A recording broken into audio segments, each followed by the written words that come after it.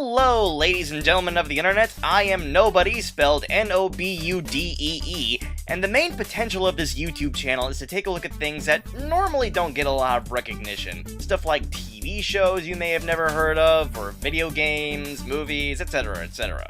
And today, we're gonna be focusing on Pokemon! Oh, wait, I'm pretty sure a lot of people already know what that is. Yeah.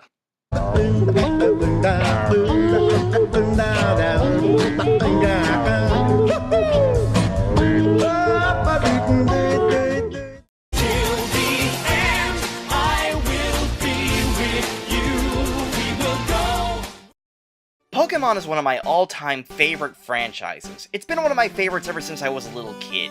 And honestly, who can blame me? Pokemon is one of the most popular franchises to ever exist. Even if you don't know exactly what Pokemon is, you at least know it's a thing. From the video games, to the trading cards, to the toys, and of course, the anime series. I'm pretty sure if I were to explain why Pokemon is so amazing, this video would be a lot longer than it already is. For me specifically, my love for the franchise comes from the anime series. While I was mostly introduced to the franchise through the first Super Smash Bros. Game, it was definitely the cartoon that hooked me in. However, chances are some of you out there have never seen, let alone heard of, the live production show known as Pokemon Live.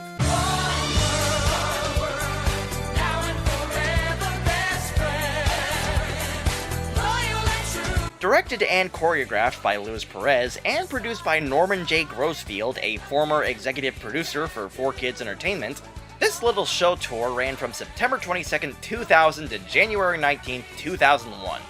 The play itself is non-canon to the anime, meaning the plot is in no way connected to the TV show, but it does contain many characters and elements from the TV show. While most people who saw it, mainly young Pokemon fans, enjoyed it, the play got pretty negative reviews from critics when it first came out. And after the play finally ended in 2001, it kind of went into obscurity. It was very hard to find any footage online, and there was never any VHS copies made of it. However, in 2013, the production stage manager of the play, Chris Mitchell, managed to find a very rare copy of the play and uploaded it onto YouTube in 7 consecutive parts, and a couple of years later uploaded the project in full format. Granted, the quality isn't really the best, seeing as how the camera is only focused on one angle and the visuals are very far away, making it hard to see anything.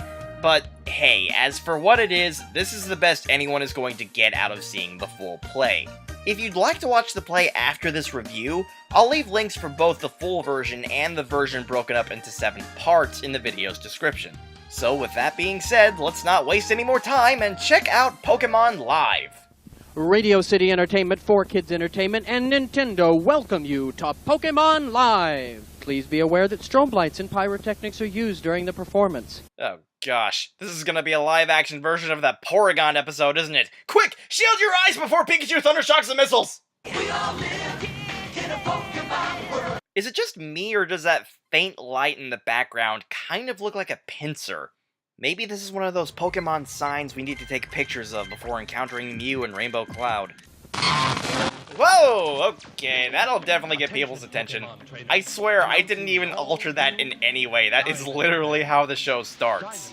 So we're presented with some exposition with the reveal of a brand new badge known as the Diamond Badge. Attention Pokemon trainers, announcing the all-new Diamond Badge. Diamonds are the hardest substance on Earth, and the Diamond Badge is the hardest Pokemon badge on Earth to win. I think a lot of people that fought against Whitney and her Miltank would disagree with you on that. There's only one to be won. Only one way to win it.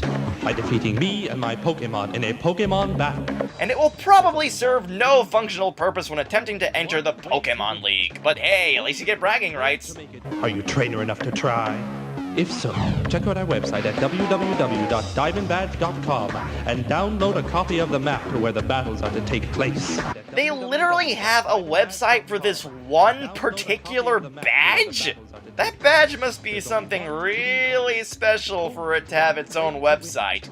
Hey guys, you wanna play some video games? Screw that! I found a website for a piece of plastic! Wow! I'm not very impressed. And why exactly do they need a special map for this? We learn eventually that Giovanni is the one holding on to it. Just head down to Viridian City. I'm sure a lot of trainers know how to get there with a regular map. Ash! Hurry up! Professor Oak is waiting! We're gonna be late! We're finally introduced to our favorite 10-year-old hero. And I told you I don't want to go! I mean, our favorite 23-year-old hero, Ash Ketchum. It is not every day a world-renowned Pokemon expert personally invites us to his lecture on sleep disorders among the Snorlax! Oh my gosh. Okay, I'm just gonna let you guys know right now. Professor Oak, in my opinion, is the best thing in this entire show. His performance is just so over-the-top silly that you just can't help but laugh every single time he's on screen. I love it. Although I do have to question something. I can understand Ash's mom walking into his room, but why is Professor Oak there? And while Ash is in his underwear, no less. Actually, you know what? The less I know, the better. You guys go, I'll be fine. Just don't bring my mom home too late. Ash! We're not having, we haven't. This is a serious lecture! Sex with your mother is good, and we've been doing it. I still don't understand anything you say. I really want us to do things together the way we used to. I missed that. Mom, I'm not a baby anymore. Yeah, Mom, I'm not a baby. I'm a 23-year-old man that acts like a 10-year-old and still lives with his mother. Get off my case. And I gotta be ready in case I run into Team Rocket. I preferred if you stayed clear of Team Rocket. Well, it's not his fault. They keep popping up no matter where he goes. If we're late, we won't get a good seat, and there'll be no time to buy popcorn! Come on! Okay, seriously, I love how over-the-top Professor Oak is in this play. I'm surprised they didn't do a spin-off with this guy. I wanna be the very best, like no one ever was. I will admit, it's nice to hear the original cartoon intro being inside of the play, but it starts to get incredibly silly when Ash starts performing the Pokemon version of that scene from Risky Business. Who wears short shorts? I wear short shorts. Brock and Misty suddenly pop in during the dancing? Seriously, do people in the Ketchum household not know how to knock before entering? And they get to talking more about the Diamond Badge. Did you see the commercial for that new Pokemon badge? The Diamond Badge, I sure did. It's on every channel, even PBS. Apparently, PBS is canon to the Pokemon world. I wonder what their version of Barney the Dinosaur would be like. What about me? We were supposed to go to the movies for my birthday, which was 3 weeks ago. You did promise. But Oh, you forgot all about it. I bet you forgot about our 1-week anniversary, too. Seriously, this argument makes it sound like they're a legitimate couple, even though it's established that in the anime, they never actually do become a couple, and the whole Ash and Misty thing was only focused on in the English dub. Well, I gotta be the one to win it. Not only for me, but for my Pokemon. Well, what about your friends? Pokemon are my friends, too. And they're important to all of us. A magic feeling. So we get our first song segment, and to be fair, it's performed rather well. The singing is pretty good, and I really like how into the song they're getting. The only problem is when Ash brushes off Misty after she basically says that Ash doesn't care about his human friends, they just seem perfectly okay with that fact once he starts singing. Ash, you need to pay more attention to your human friends. But Pokemon are our friends too! One world. I guess we can forget about this issue for now. Let's dance! Also, it's kind of hard to see with this footage, but in the behind the scenes video, the puppets they use for all of the Pokemon are very well designed. It legitimately looks like they came straight out of the TV show, and it's clear that a lot of detail was put into them. Which isn't surprising, seeing as how they were made by Yvette Helene, the same person who made the props and costumes for The Lion King. Of course, if I had to make one nitpick, it does bug me that they don't really move and are just really nothing more than a bunch of statues. And the flying Pokemon don't count. Also, just thought I should point this out, but Geodude is twice the size of Zapdos. And so is Clefable. And Pinsir. And Golduck. and Pidgeotto. But then again, if Ash's Pikachu can be twice its size, I guess I shouldn't be putting too much thought into it. Did Ash just literally say, "This is how we do it"? This is how we do it. Okay, even for a show as cheesy as this, that was kinda lame. Now let's go win that diamond badge! Pokemon! And of course, everybody's favorite trio of villains, Jesse, James, and Meowth, show up to crash the party. Meow, that's right. Hello, Milwaukee! Their performance is enjoyable enough, but I'm kind of mixed on their fourth wall breaking. I know the characters in the show did this a lot, but here it kind of feels like they're overdoing it a bit. I mean, I kind of do like how they're openly mocking the audience. You know, these Milwaukee fans are pretty wimpy! The kids in New York yelled a whole lot louder. But they always lose me when they name real-life locations that normally don't exist in the Pokemon world. I mean, unless you want to include New York, cause, you know, the Unova region is kind of based off New York, so there you go. We don't got time for this. The boss wants to see us. About what? Beats me. But it's a 911. Oh! Why didn't you say so? Why didn't you say Giovanni called the police on us? We should probably get the heck out of here! We then cut to what I feel is probably the best song number in the entire play, the villain song.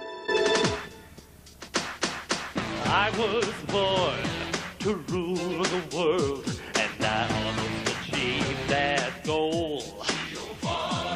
Dadgummit, why do the villains always get the best songs in anything? There'll be world domination, complete obliteration of all who now defy me.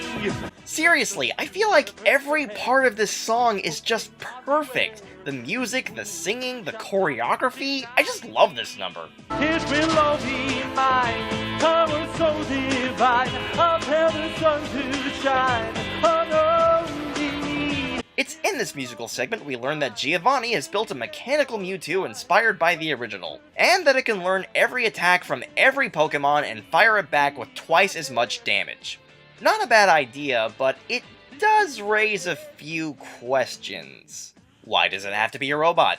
Why exactly does it need to look like Mewtwo?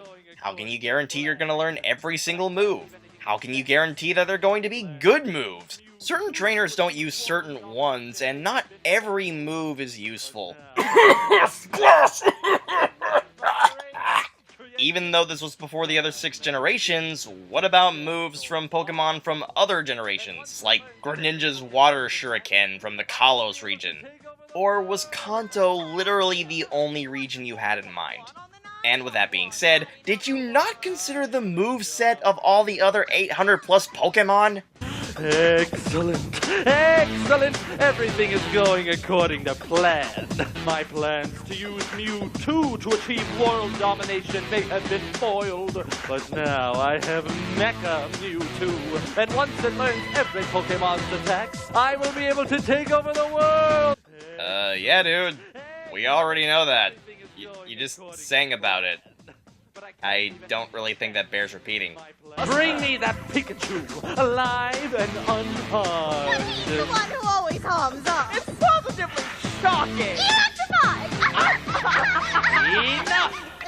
Okay, just gonna add another question to that list of questions. Why exactly do you need Ash's Pikachu? It's not like there aren't any other trainers that don't have a Pikachu. Like, is Ash literally the only person you know that has a Pikachu in the Kanto region? Alright, you idiots, I want you to go out there and get me that boy's Pikachu! But boss, why can't we just go get one in the Viridian Forest? There are plenty of them there. No, it has to be that one Pikachu! But the forest is literally across the street, it shouldn't take us too long to— Don't you question my motives, just go after the one Pikachu that nobody else on the planet has! But what about that Richie kid? Nobody else!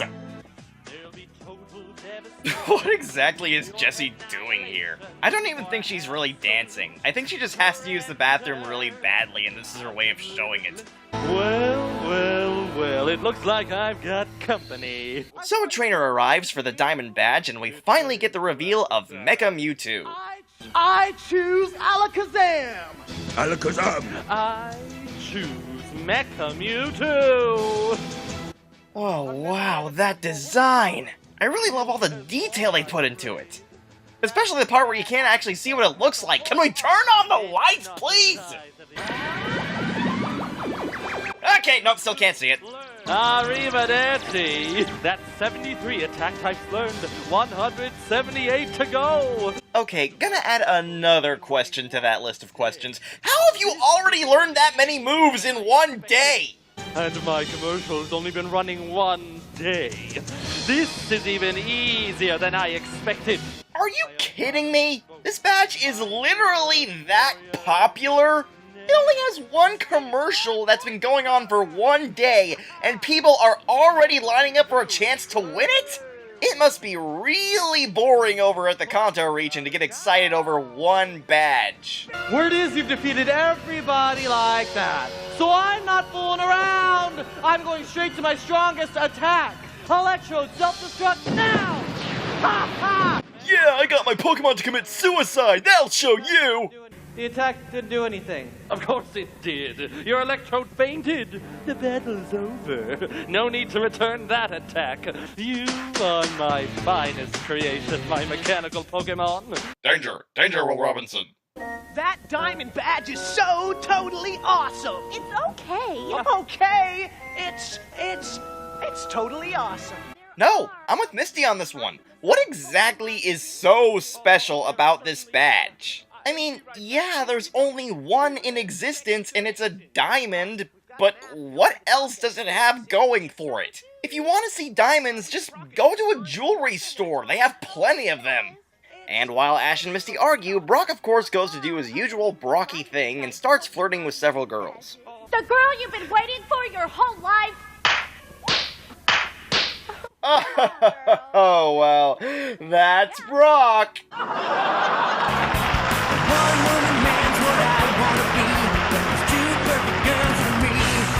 What happened? I don't know, but I think I liked it. Are we supposed to assume something here? Is Brock a masochist? It sort of made me tingle. Okay, yeah, he's a masochist. This review is immediately rated R. Take the kids out of the room. You're impossible. Oh, you're kind of cute when you're angry, Misty. Oh, don't even think about it, Brock. Okay, Brock, you've already made things creepy. Don't make him any creepier. And what are you laughing at? I love you guys. I want us to go on like this forever. We're a bunch of perverts. Come on, let's dance.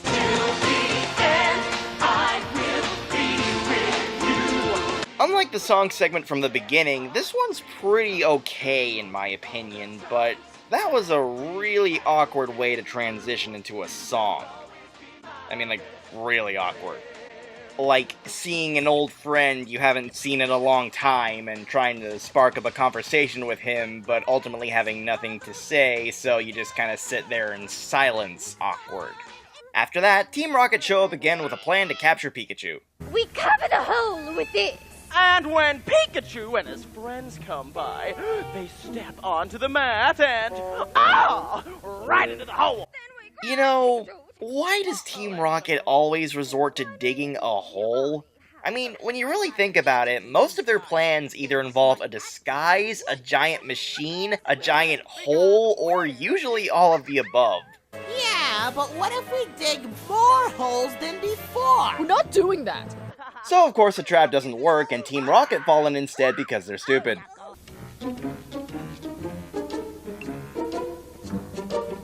Sigh, aye, aye.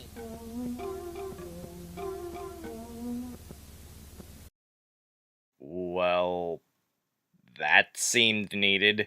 Hurry up, Delia, we don't want to be late! Oh yay, more Professor Oak. This is the lecture hall?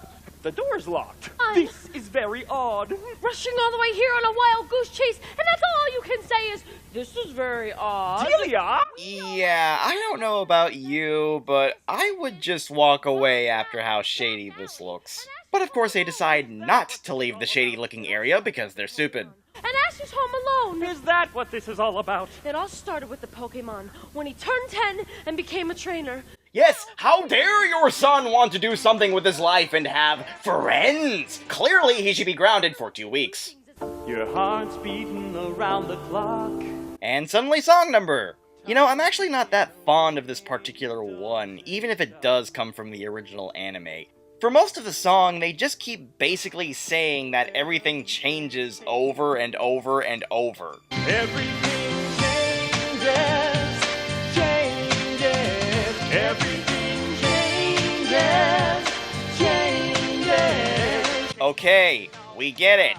Things change. Nothing ever stays the same. We can't hold on to the same things forever. We have to move on. Thank you! Now will you please stop singing about it? You are so right, Professor. Everything does change for the better. For me. Giovanni, I should have known. Yeah, I bet you're regretting your decision to not leave when you had the chance now. Idiots. But it's at this point of the play where we're revealed a pretty surprising twist. Let's get out of here. Delia? Oh, good to see you again. You look lovely. Leave her alone! I will never get tired of Professor Oak, seriously.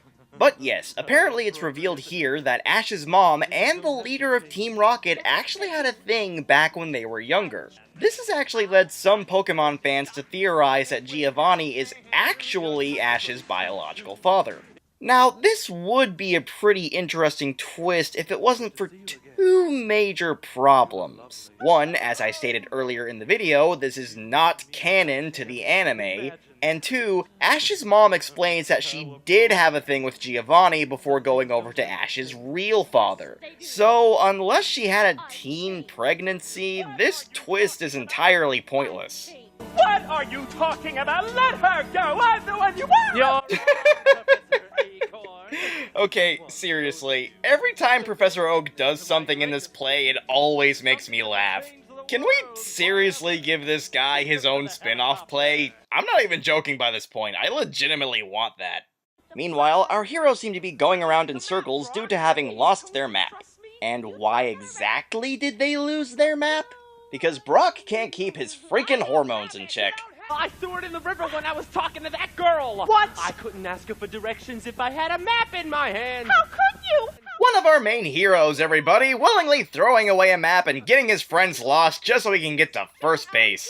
But another trainer comes along and they try to see if they can get directions from him, ultimately finding out that he's actually deaf. He'll share his map with us, but he challenges the guy with the goofy smile to a battle. You're on! I can use some practice before I face that gym leader. This'll be a snap.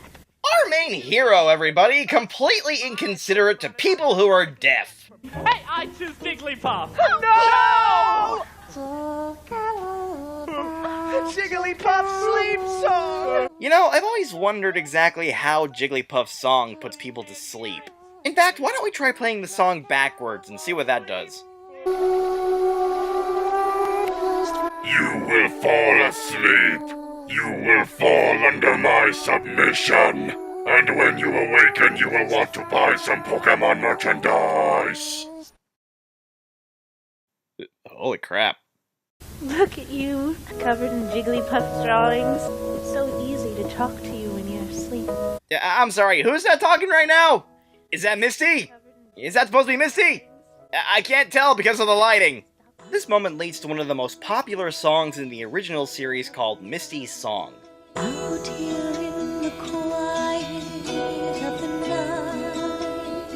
The song itself is pretty cute, especially considering the song is mostly centered around Misty's crush on Ash. And the actress singing it does a very nice job here. I wanna tell you what I'm feeling, but I don't know how to start.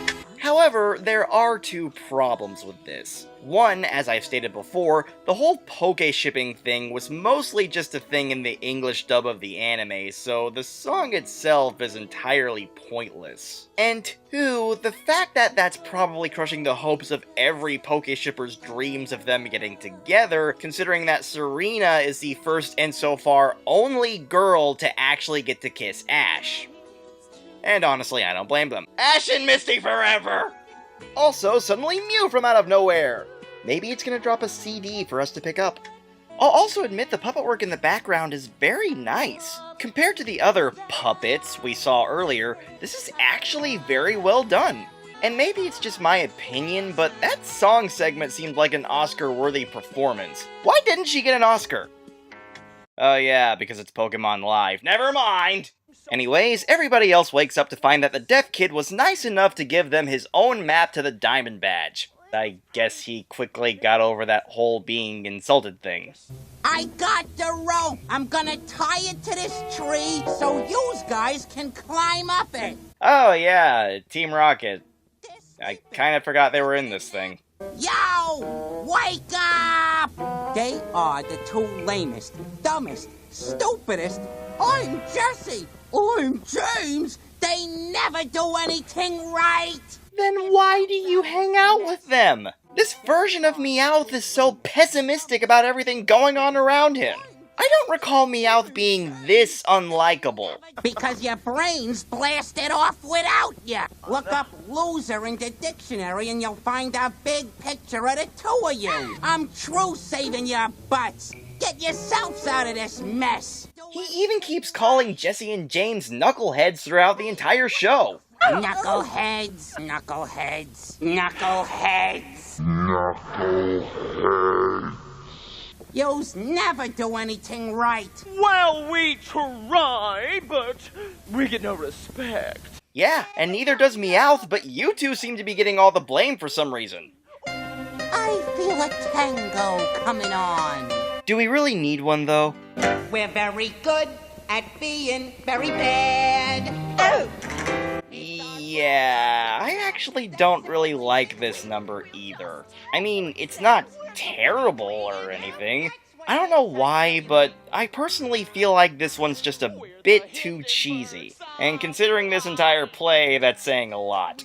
Maybe it's because we switched from a really good rendition of Misty's song, and maybe I'm just expecting something as good after that?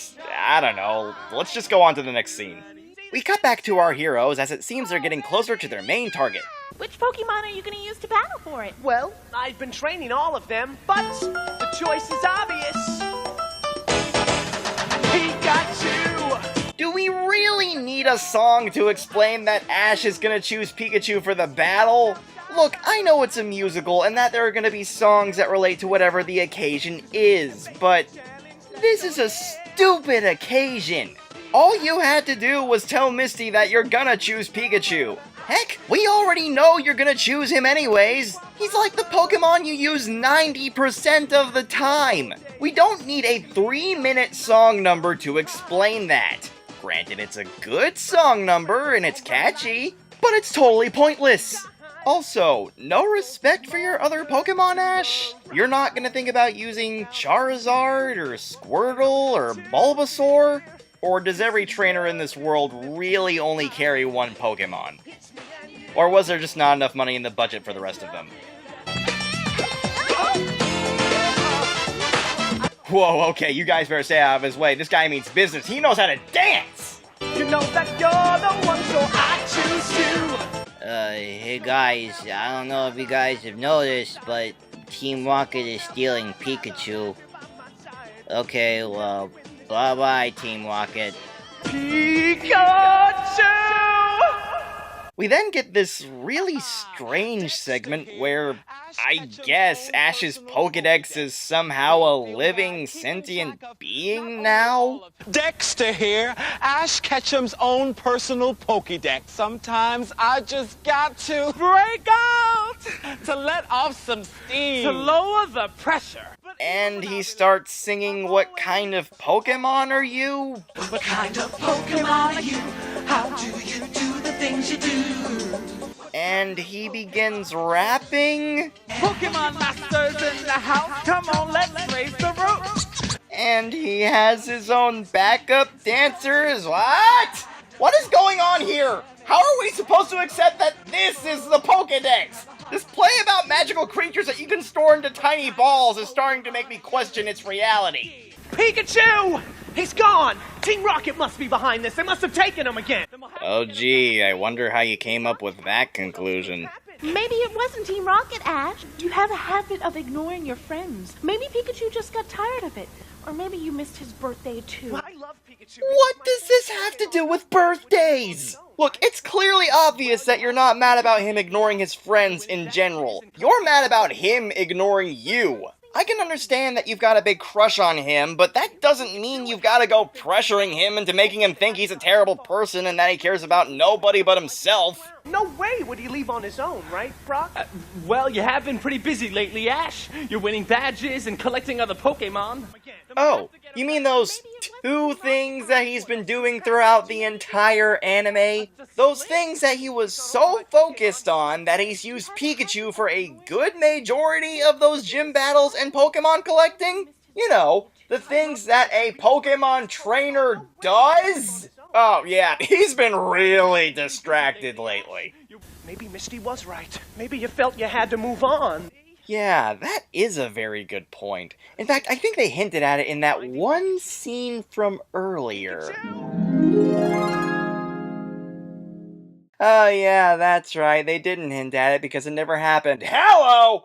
I close my eyes and I can see. Really?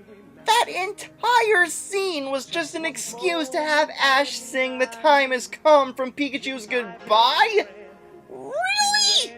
You had to have a scene where Misty guilt trips Ash for forgetting her birthday just so you could use this song? Granted, this is a good performance, but the biggest problem with this song being thrown in there is that it just kind of feels like an excuse to have the whole Misty guilt-tripping scene for no reason. Not to mention, there has been absolutely no sign of Ash ignoring his friends or his Pikachu throughout the entire play. And on top of that, they somehow managed to make Misty the most unlikable character in this whole thing. Throughout the entire thing, she's complaining about how much she wants Ash to pay attention to her instead of just, oh, I don't know, flat out telling the guy she likes him! What about me? Great going, Ash. Listen to Brock instead of me. Or maybe you missed his birthday, too. Well, I was just trying to make a point to Ash. I meant about how he treats me. And I'm just gonna skip ahead of the video for a bit, but then there's this line. Boys, either you're off chasing every girl you see, or you're ignoring us to spend time with your Pokemon. Or you're ignoring us to spend time with your Pokemon. Okay, no. That is not Misty at all. She would never blame Pokemon for ruining her chances at anything. Especially if it includes her chances with Ash. She, just like most trainers in the series, cares for Pokemon, whether they're hers or not. She wouldn't consider them a nuisance. It completely contradicts this line from earlier. I do anything for the Pokemon. Things I would for my human friends. Unless they ruin my chances for romance, in which case, screw them! I'm sorry, I know I'm dwelling on this, but Misty is one of my favorite female anime characters. She's literally one of the first female anime characters I ever saw. I know her character better than this. I'm not sure how they managed to make Misty the most unlikable character in the play, but dadgummit, they somehow managed.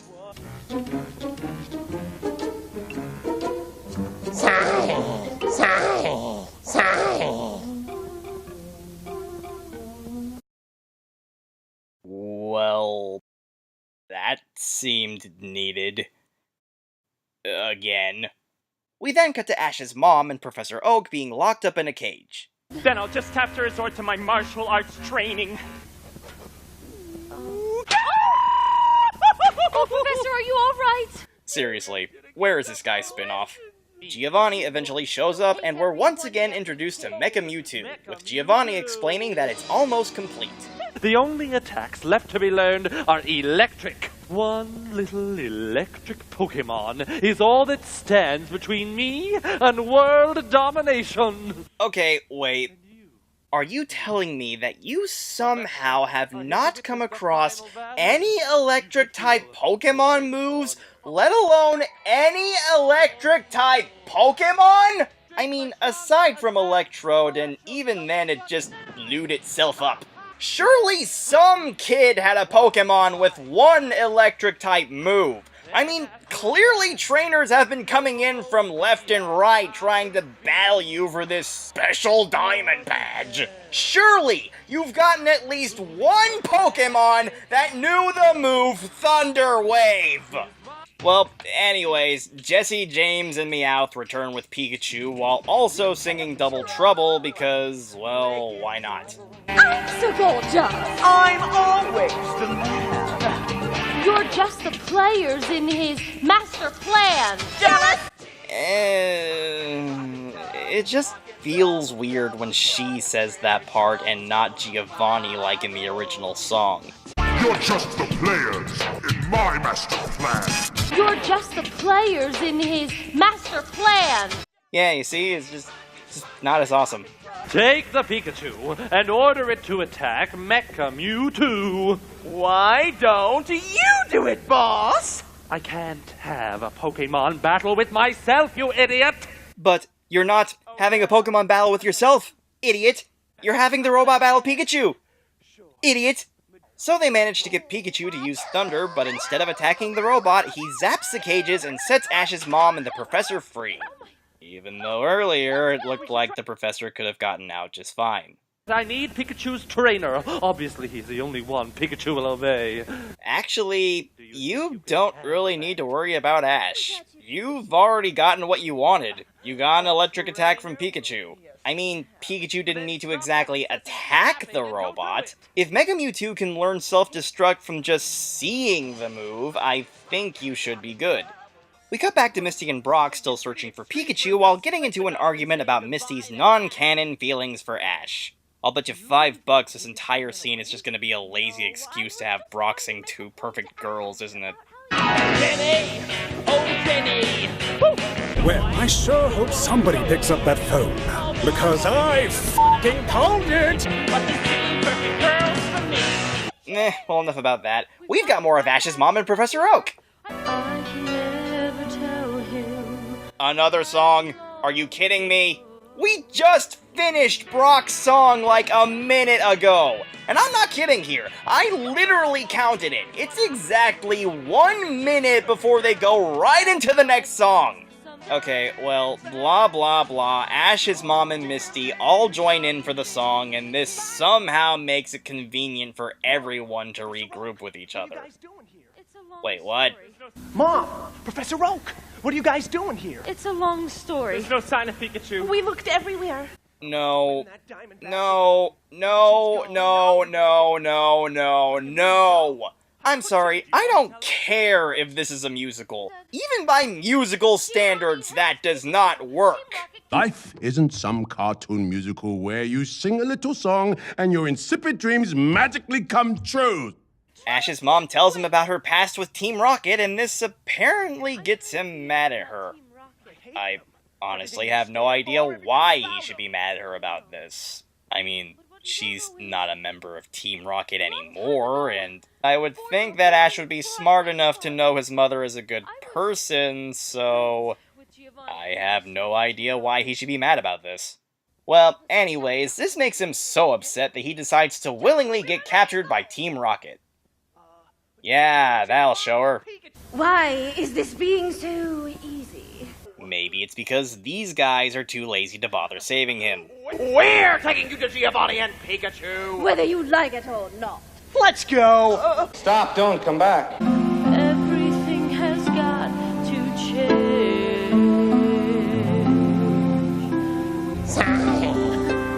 Exactly.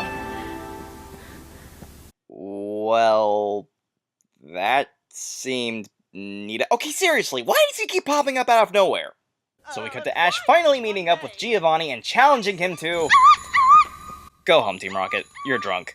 So Giovanni gives Ash the diamond badge, which is stupid, because normally you give out the badges after the battle, but whatever. And we finally get the battle between Ash and Giovanni with Pikachu versus Mecha Mewtwo. And it's about as exciting as all of the other quote-unquote battles we've seen in this play. Pikachu, try Thunder Shock again! Because Thunder Shock and Thunder seem to be the only two moves you know! Come on, buddy.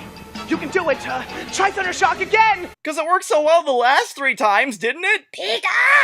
Pikachu's electric attacks were the last on the list. Now that he has them, nothing can stop him. The world will be mine! Yeah, but you said earlier that you're still missing electric-type moves in general. So that probably means you're still missing Thunderbolt, Thunder Wave, Thunder Punch, Thunder Fang. You're way out of your league. You've more than met your match. Or you could just go into another random song number, that works too. I don't have time for this. Mecha Mewtwo, dispose of him. I think that number raises a pertinent question. What's that? Why did they do it? So after that, Giovanni summons Mecha Mewtwo to attack Ash with Hyper Beam when suddenly... The boy will not be harmed. Who said that? And ladies and gentlemen, it's time for your Deus Ex Machina cop-out ending! You do not know me, Ash Ketchum, but I know you. Here we have the real Mewtwo suddenly coming out of nowhere to challenge Mecha Mewtwo because who knows? There was no hint that he'd be in the play at all, so your guess is as good as mine. Mewtwo, meet Mecha Mewtwo. I am the world's most powerful Pokemon. Oh, but that's not all. It's here that we see Mewtwo and Ash defeat Mecha Mewtwo quite literally through the power of love. From the boy, I've learned about love and goodness. I've learned right from wrong. And I've learned which one you are. And now I know what I must do. Self-destruct. Let me go, I command you! Oh, ladies and gentlemen, I tell ya, if that doesn't have the makings of a lazy ending, I don't know what does! So after Mecha Mewtwo self-destructs, we cut to Ash being surrounded by his friends and his mother. And he even manages to make up with his mother for being a member of Team Rocket. Well, isn't that nice, even though you had absolutely no reason to be angry with her in the first place. And after realizing that he still has the diamond badge, he decides to give it to Misty as a birthday present. We'll always be doing everything together, right? Right. Oh yeah, of course you will. At least until Generation 3 rolls around. And 4. And 5. And 6. One word. And 7. And so the entire cast joins together for the final song segment and a bow before the curtains close. And thus, that was the entirety of Pokemon Live. How was the whole thing? Well, while it isn't terrible, I can't really say that it's that good either. I will admit that some of the songs are well performed, and most of them are from the Pokemon anime, which is nice for any fan of the show, but most of them are pretty pointless. Most of the time, some of the scenes were just an obvious excuse to have the characters sing one of the songs because, well, since they were in the anime and this play is based off of the anime, they had to put them somewhere. The story, as far as Pokemon goes, is pretty weak. The whole concept of the Diamond Badge seems kind of useless. I mean, there's only one in existence, so I don't really see it serving any functional purpose for the Pokemon League. Not to mention how desperate everyone is for this one piece of plastic that has a tiny diamond glued onto it. Giovanni's plan makes no sense and has a lot of flaws from the get-go. And the concept of Ash's mom formerly being in a relationship with Giovanni, I will admit is a pretty interesting plotline, but again, it's not canon to the anime, and I felt like it didn't really serve much purpose other than to get Ash to be kind of upset with his mom because she knew Team Rocket at one point.